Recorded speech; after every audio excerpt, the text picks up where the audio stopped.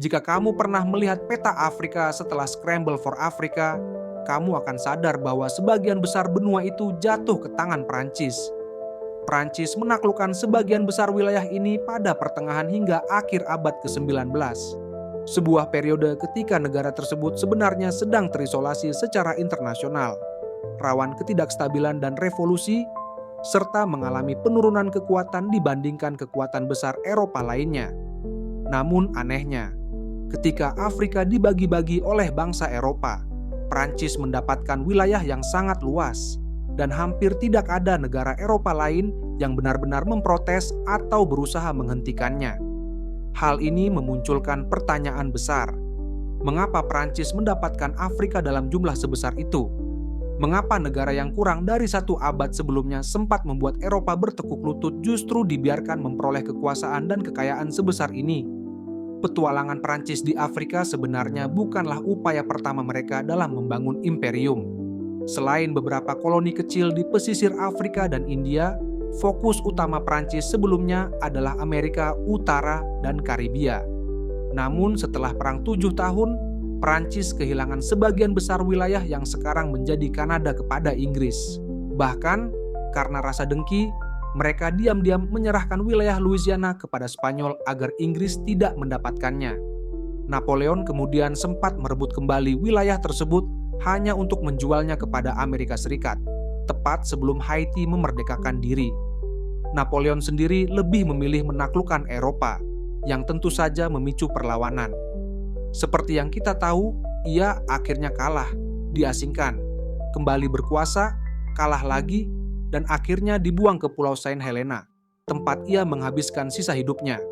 Singkatnya, kebiasaan Prancis menaklukkan tetangganya, membongkar kerajaan, dan memaksa elit lokal untuk tunduk atau melarikan diri tidak membuat negara-negara Eropa lain menyukainya.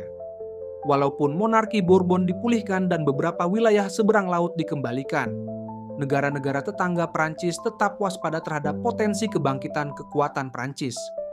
Akibatnya, setelah kekalahan Napoleon, Prancis sering disingkirkan dari politik internasional.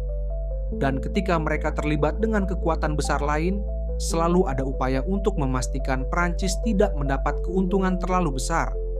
Namun persatuan longgar ini tidak bertahan lama. Prancis menyadari bahwa jika mereka membungkus intervensi militernya sebagai demi kebaikan bersama, hampir tidak ada yang akan menghentikan mereka. Contohnya, ketika Prancis mulai menaklukkan Aljazair, alasan resminya bukanlah membangun imperium, melainkan menghentikan perdagangan budak dan pembajakan. Dan memang benar, mereka berhasil menghentikannya. Tetapi sebagai bonus, Prancis kini memiliki pijakan kuat di Afrika Utara, dan negara lain tidak bisa banyak protes. Ekspansi kolonial Prancis sempat melambat, hingga pada akhir 1840-an dan 1850-an, Prancis mulai mendekat ke Inggris. Bersekutu dengan London dalam Perang Crimea dan Perang Candu Kedua membuat kekuatan Prancis kini digunakan untuk membantu mantan musuhnya, sementara ancaman utama Inggris bergeser ke Rusia. Hal ini membuat Inggris tidak terlalu khawatir dengan perluasan kekaisaran Prancis. Di bawah Napoleon III, yang awalnya presiden lalu menjadi kaisar, Prancis kembali memperluas wilayahnya. Penaklukan Aljazair berlanjut, dan Napoleon III menegaskan bahwa ia tidak berniat memperluas Prancis di Eropa, sesuatu yang cukup menenangkan kekuatan lain. Pada saat yang sama, Prancis mulai menaklukkan Vietnam dan membangun apa yang kelak dikenal sebagai Indochina Prancis. Tujuannya klasik, sumber daya, tenaga kerja, pasar baru, serta pijakan strategis di Asia Timur untuk mendekati Tiongkok. Ada pula alasan ideologis, menyebarkan Katolik, karena Inggris dan Belanda menyebarkan Protestan, Rusia Ortodoks, sementara Spanyol dan Portugal dianggap sudah terlalu lemah. Meski Prancis sempat mencoba memperluas wilayah di Eropa dan mengalami berbagai kegagalan, termasuk petualangan yang gagal di Meksiko dan kekalahan telak dari Prusia, semua itu membuat Prancis kembali terisolasi. Setelah kekalahan dari Jerman dan penyatuan Kekaisaran Jerman, tujuan utama para pemimpin baru Prancis menjadi jelas, memulihkan prestis nasional. cara terbaik untuk melakukannya adalah membangun imperium kolonial besar. Karena sebagian besar dunia sudah dikuasai Eropa lain, Afrika menjadi target utama. Masih banyak wilayah yang belum diklaim, dan Prancis sudah punya pijakan awal di sana. Tidak semua orang Prancis mendukung kolonialisme. Presiden Jules Grevy menentangnya, tetapi kekuasaan nyata berada di tangan para perdana menteri, pejabat, dan militer yang sebagian besar mendukung ekspansi. Akibat tumpang tindih klaim, risiko perang meningkat. Maka pada tahun 1884, Otto von Bismarck mengadakan konferensi Berlin. Tujuannya bukan membagi Afrika secara detail, melainkan menetapkan aturan main agar bangsa Eropa tidak saling berperang. Salah satu aturan terpenting, untuk mengklaim wilayah, sebuah negara harus benar-benar hadir di sana, dengan bendera, pejabat, dan tentara.